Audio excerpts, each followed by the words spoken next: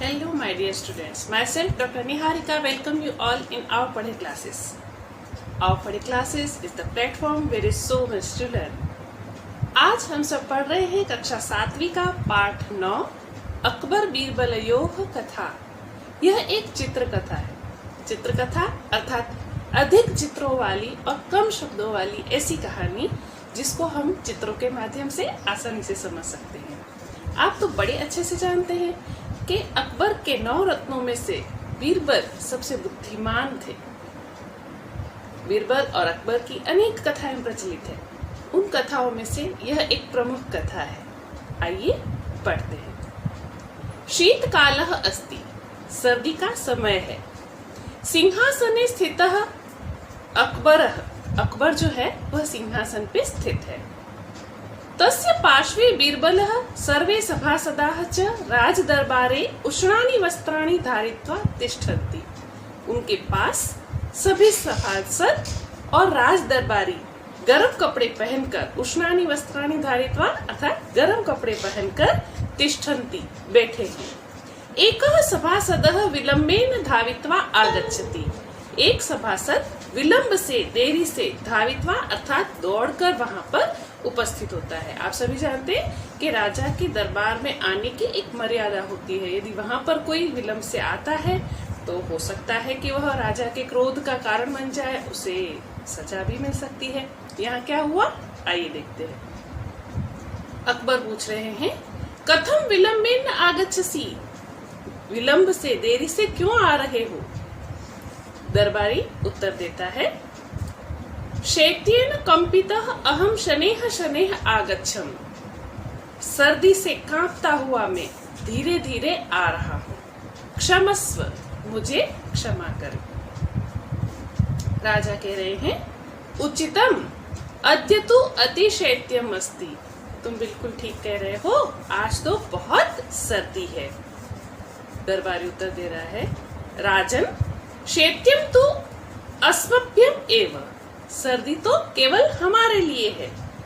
निर्धनेभ्यः तो कुतः शैत्यम, लेकिन जो गरीब लोग हैं उन लोगों के लिए सर्दी कैसी, अर्थात वह गरीब हैं बहुत, उन्हें तो सर्दी में गर्मी में हर ऋतु में इतना काम करना पड़ता है कि उन्हें सर्दी का कोई एहसास नहीं होता।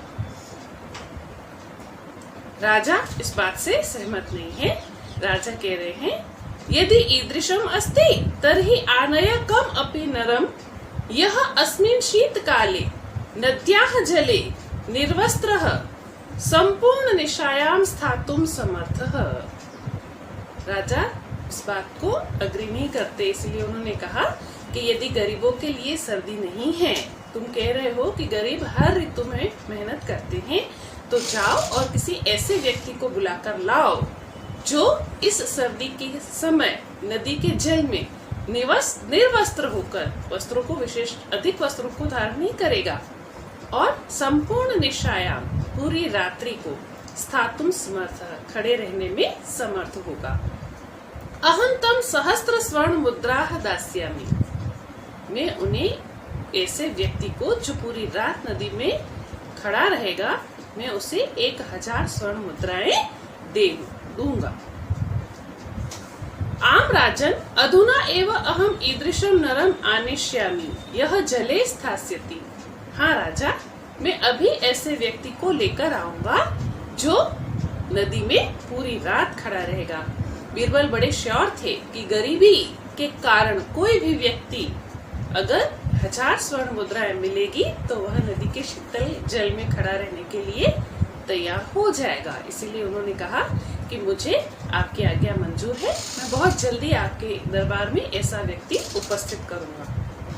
बीरबलः एकम वृद्धम आनयति, बीरबल एक वृद्ध को लेकर आ जाते हैं। सह वृद्धः निर्वस्त्रः नद्याः जले तिष्ठति, वह वृद्ध निर्वस्त्र अधिक वस्त्रों को धारण किए बगैर कम वस्त्रों में ही नदी के जल में खड़ा रहता है। राजप्रासादस्य शिखरे एकम दीपम प्रज्वलति, राज दरबार के शिखरे अर्थात महल की चोटी पर, महल की सबसे ऊपर वाली चोटी पर एक दीपक जल रहा था। वह व्यक्ति, आप देखेंगे चित्र में दिखाया गया है, वह व्यक्ति वह क्या कर रहा है, वह दीपक को निहार रहा है, देख रहा है और उसी के सहारे पूरी रात वह निकाल देता है। वो ईश्वरः मम सहायतां कुरु, और वह प्रार्थना करता जाता है कि हे ईश्वर आप मेरी सहायता कीजिए। मह्यं सामर्थ्यं यच्छ, मुझे यह सामर्थ्य दीजिए कि मैं पूरी रात इसी दीपक को देखकर गुजार दूं, क्योंकि उसे आवश्यकता है 1,000 स्वर्ण मुद्राओं की। तो वह अपने स्वास्थ्य की परवाह किए बगैर नदी के शीतल जल में भयंकर ठंड में एक दीपक को निहारता रहता है और सुबह हो जाती है।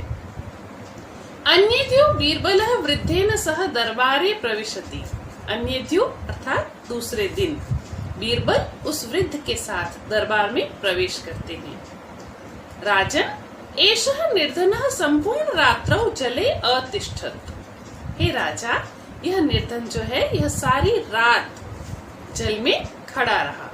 अतः एतस्मै पुरस्कारं यच्छ, इसीलिए आप इसे पुरस्कार दे दीजिए। आपने वादा किया था कि जो पूरी रात नदी के शीतल जल में खड़ा रहेगा मैं उसे पुरस्कार दूंगा। तो यह व्यक्ति है जो खड़ा था, इसीलिए मैं आपसे आग्रह करता हूँ कि यह आप पुरस्कार इसे दे दीजिए।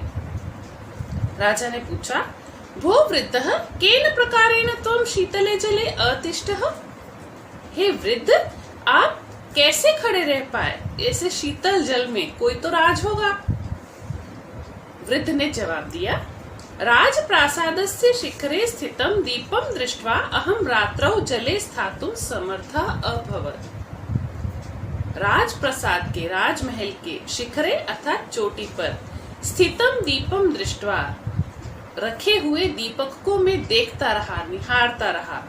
अहम रात्रौ जले स्थातुं समर्थः अभवम्, और मैं पूरी रात जल में खड़ा होकर गुजारने में समर्थ हो गया। अब देखो कभी कभी राजा के मन में भी छल आ जाता है, तो अकबर राजा के मन में छल आ गया और उन्होंने कहा, ओह दीपस्य तापेन एव त्वं जले अतिष्ठः, अरे तुम तो दीपक के ताप के कारण, दीपक से जो तुम्हें तपन मिल रही थी उसके कारण तुम जल में खड़े रहे, और यह तो गलत है, नियमों के विरुद्ध है। हालांकि ऐसा कुछ भी नहीं बताया गया था। कीदृशं पुरस्कारम, तो फिर कैसा पुरस्कार। बीरबल को यह बात अच्छी नहीं लगी। बीरबल ने कहा, हे राजन एतत् तु अनुचितम, हे राजा यह तो अनुचित है, लेकिन दरबार के लोग राजा के साथ ज्यादा बहस तो नहीं कर सकते, इसीलिए खाली इतना ही कहा। वृद्धः बीरबलः च दुखितौ भूत्वा गृहं गच्छतः, वृद्ध और बीरबल दोनों को बहुत दुख हुआ कि पूरी रात नदी में बिता दी लेकिन पुरस्कार के रूप में कुछ भी नहीं मिला, और वे दोनों दुखी होकर अपने अपने घर चले गए। अग्रिमे दिवसे बीरबलः दरबारे न आगच्छत्, अगले दिन दरबार में बीरबल नहीं आए। अब राजा के 9 रत्नों में यदि बीरबल नहीं आए तो राजा को तो वैसे ही मन नहीं लगेगा।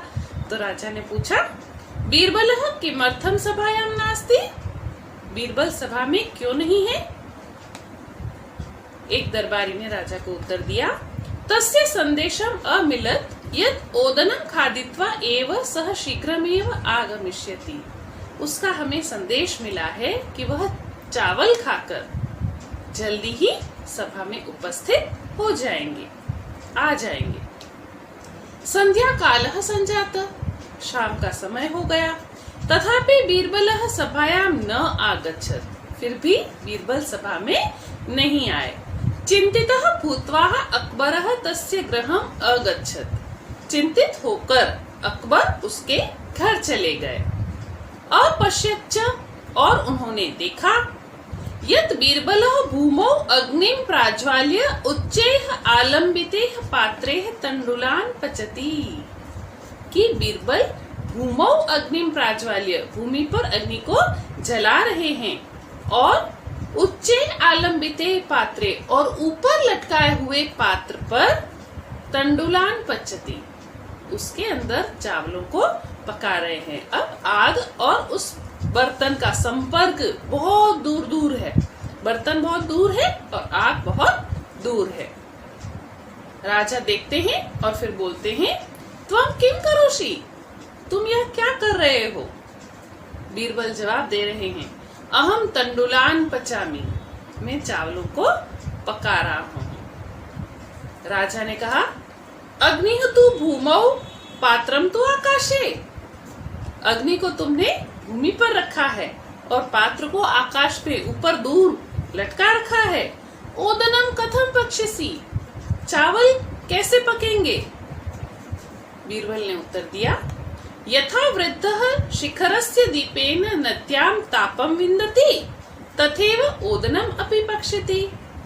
यदि वृद्ध नदी में खड़ा था और आपके राजमहल के दीपक से उसे ताप मिल रहा था, गर्मी मिल रही थी, तो उसी प्रकार चावलों को भी गर्मी मिल जाएगी और चावल भी पक जाएंगे। इनडायरेक्ट रूप से बीरबल राजा को यह एहसास दिला रहा था कि इतनी दूर से किसी भी प्रकार की कोई गर्मी प्राप्त नहीं होती, आपने उस वृद्ध के साथ गलत किया। अस्तु श्वः तम वृद्धम नीत्वा दरबारे आगच्छ, ठीक है, कल तुम उस वृद्ध को लेकर दरबार में आ जाना।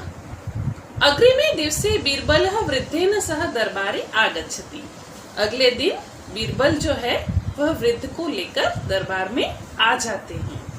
अकबरः वृद्धाय पुरस्कारम यच्छति, अकबर जो है वह वृद्ध को पुरस्कार देते हैं। और बीरबल मन ही मन बोलते हैं, मनसी अर्थात मन में बोलते हैं, भो अकबर किम त्वम अपश्यम माम चातुर्यम, अकबर राजा आपने मेरी चतुराई को देख लिया, अर्थात मुझे अन्याय सहन करना बिल्कुल भी पसंद नहीं है। और वैसे भी राजा जो है वह अपने न्याय प्रिय स्वभाव के कारण, राजा जितना न्याय प्रिय होगा प्रजा में उतना ही संतोष होगा। आज के संदर्भ में यदि देखा जाए तो नेता लोग जितने न्याय प्रिय होंगे उतना ही प्रजा में संतोष होगा। तो बीरबल ने कहा कि हे अकबर, आपने देखा मैं कितना ही समझदार हूँ, मेरी चतुराई कितनी है कि कुछ कहा भी नहीं और राजा को यह एहसास दिला दिया कि राजा ने वृद्ध को उसका उपहार न देकर, उसका इनाम न देकर बहुत गलत किया है। जब राजा को इस बात का एहसास हुआ तो उन्होंने वृद्ध को उपहार दिया। इस प्रकार बीरबल ने अपने बुद्धि चातुर्य से एक वृद्ध को न्याय दिलाया। मैं आशा करती हूँ यह पाठ आपको समझ में आएगा। अभ्यास प्रश्नोत्तर के लिए आप मेरे वीडियो के डिस्क्रिप्शन में जाकर लिंक से अभ्यास प्रश्नोत्तर लिख सकते हैं। वो सिर्फ आपकी सहायता के लिए है, आप अपने मनोभावों को भी अवश्य जोड़ें। आप पढ़े के साथ जुड़े रहें। बहुत बहुत धन्यवाद।